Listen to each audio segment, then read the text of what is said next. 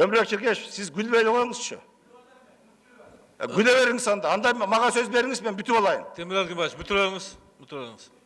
Urmatçı deputatlar, ukkula, jakpasa... Siz ukbasanız başkaları ukat.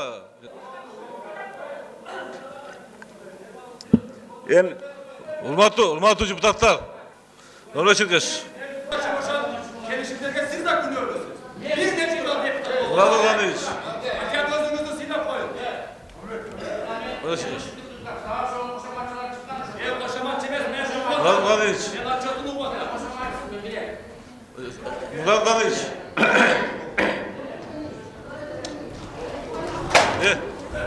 Toktattılar.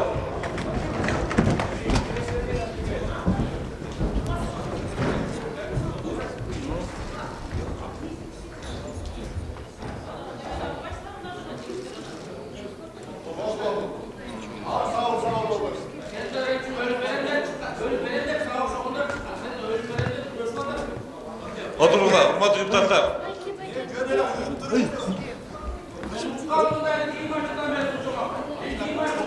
Ömrek Çirkeş.